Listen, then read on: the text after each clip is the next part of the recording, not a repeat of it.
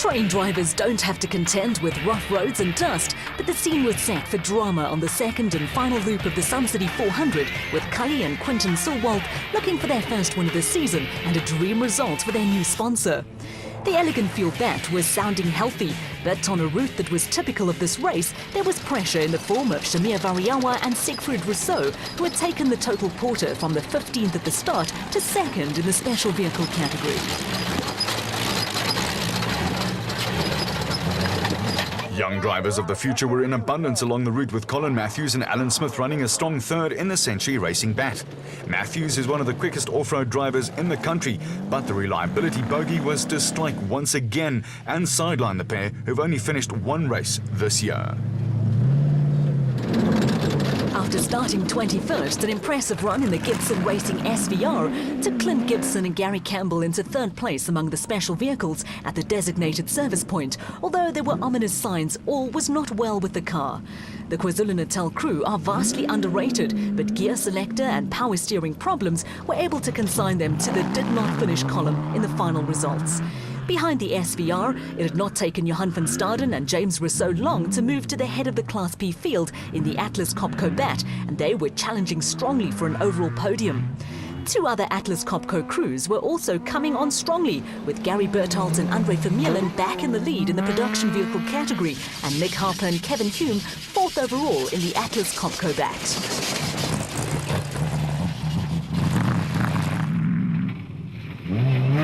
The Regent Racing Navara of Terence Marsh and Bucks Carolyn was now around 20 seconds behind the Berthold Formeeren Toyota, with Thomas Rundle and Jean Moore a menacing third in the Baden Nissan Navara. In an unusual but perfectly legal development, Jimmy Zars decided at the designated service point to dispense with the services of co-driver Pierre Jordan. He was now on his own in the Cobalt Porter and was being chased by Kobus van Tonda and Freddie Kriel in an outstanding performance in the Unifreight Ford Ranger. In turn, the Unifreight car was coming under pressure from the Team Castrol Toyota Hilux of Duncan Foss and Rob Howie.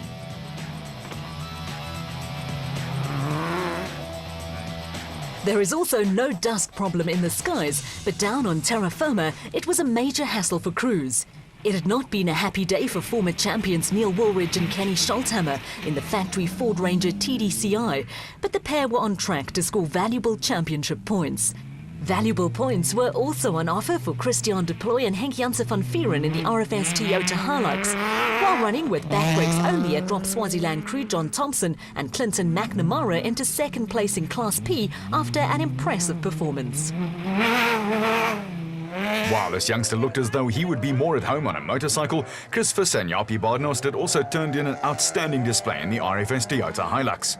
After rolling in the prologue and starting at the back of the field, they were into the top 10 and also chasing valuable points. For the 2nd year running, Ernest Corbett and Warwick Goosen were heading for a Class P podium finish in the Century Racing CR2, and it opened up a big gap over Archie Rutherford and former Springbok water polo player Craig Doubtfire in the Regent Racing Jimco. It had not been an easy race for the Regent crew, who were hit by a puncture and had to replace a ball joint at the designated service point. Going into the Sun City race, Rutherford and Doubtfire were 2nd in the Class P Championship, and points for 4th place would do their title hopes cause no harm. By now, Bez Besaidnout and daughter-in-law Lindy were the only survivors in Class B and were cruising along in the Adenko bat. Behind them, Lance Woolridge and Ward Huxtable had moved into the front of the Class E field in the Ford Factory Ranger and had a foot in the door for their 2nd win this season.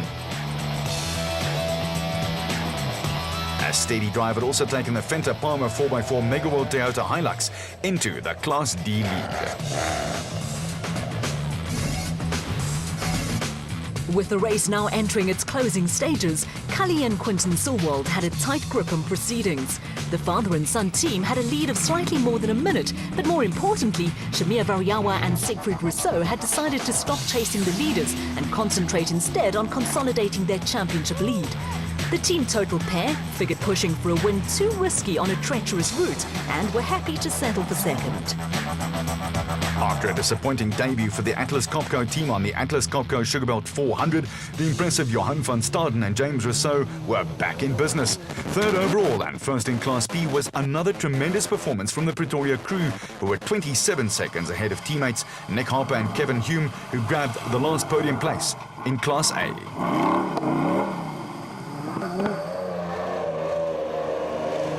The fluctuating fortunes that characterised the production vehicle category continued, with Terence Marsh and Bux Carolyn back in the lead in the Regent Racing Nissan Navara after Gary Bertelt and Andre Vermeulen were hit by their fourth puncture of the race. The Atlas Copco pair were up and down the field like a yo-yo, but it also bounced back after a disappointing Atlas Copco Sugarbelt 400. The final podium place went to Thomas Rundle and Jean Moore, who finally produced the goods in the ex-Duncan Foss championship-winning Baden Nissan Navara.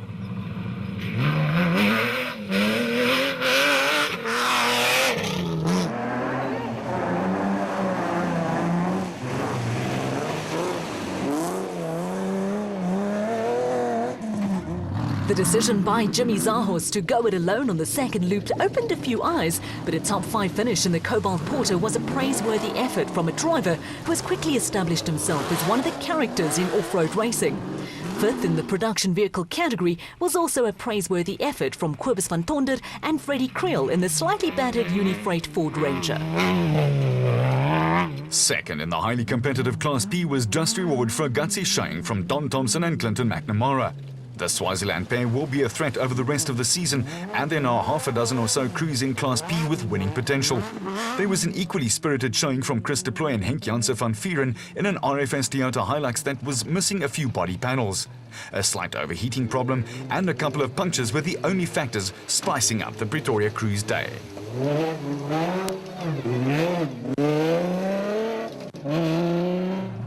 There was also a terrific performance from two-time winners Chris Visser and Jaapie Badenhorst in a second RFS Toyota Hilux.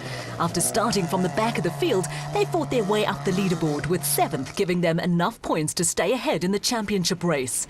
Former champions Neil Woolridge and Kenny Scholthammer were a disappointing 8th in the diesel Ford Ranger, but will also be happy to have picked up valuable points. Veteran Ernest Corbett vies with Bodo Bertelt as the oldest active driver in the ABSA Off-Road Championship, and third in Class P with son-in-law Warwick Goosen opened their points account this season. The design of the Senshi Racing CR2 also provides for crew comforts missing in other special vehicles. Behind Corbett and Goosen, another veteran driver and Bez Besaidnout took the Class B win, with daughter-in-law Lindy sitting next to him in the Adenko Bat.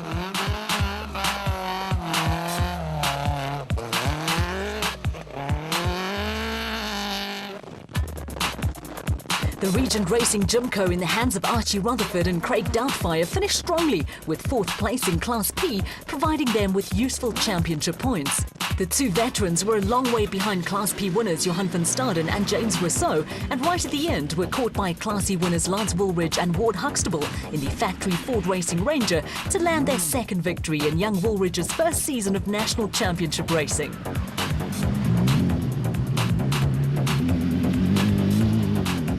In the Battle of the Fords, the Rubicon Racing Ford Ranger of Gerald Leroux and Willem Pretorius was a solid second in Class E. The pair led at the DSP but faded over the second half of the race and gradually lost touch with Woolridge and Huxtable. Behind the Class E crew, Dion Venter and Ian Palmer took an unexpected win in the 4x4 Mega World Toyota Hilux, with the pair having their first outing of the season. Third in Class E were brothers Diederik and Dani Huttung in the Transcore Toyota Hilux. It was a steady, if unspectacular, performance, but one that also gave the Huttungs their first points of the season. It was a solid performance in difficult conditions for Class E cars.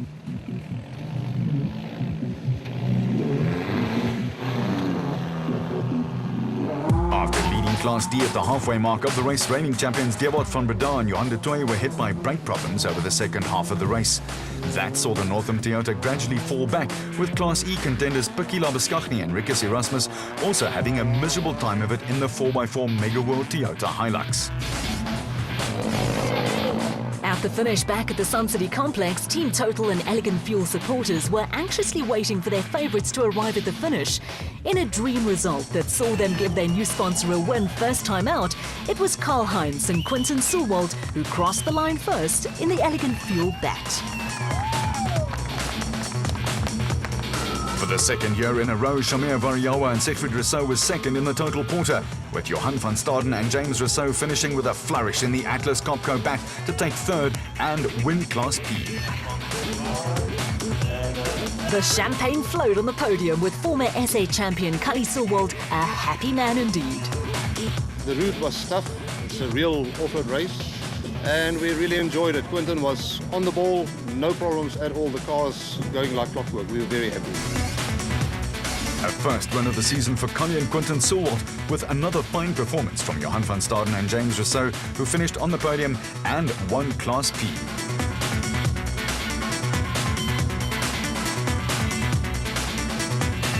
There was also plenty of expectation among team supporters as everyone waited for the first production vehicle to reach the finish.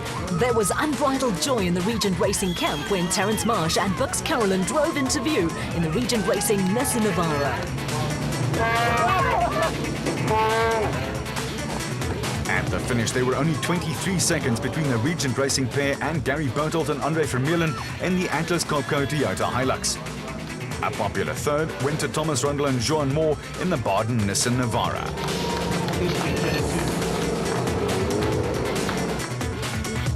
Victory rocketed Terence Marsh and Bux Carolyn up the championship table and gave privateer teams a third win in 4 races in the ABSA Championship. A very tough event, probably one of the most demanding events that I've done over the last 5 years. It was really tough, but we had a nice clean run. It wasn't without issues. We had a few issues along the way, but great result, great result.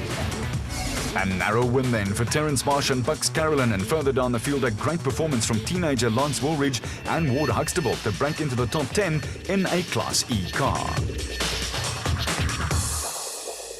Next up in the ABSA Off-Road Championship is the 4x4 Mega World 400 on August the 27th and 28th at Carnival City. Catch the action on SuperSport, your world of champions.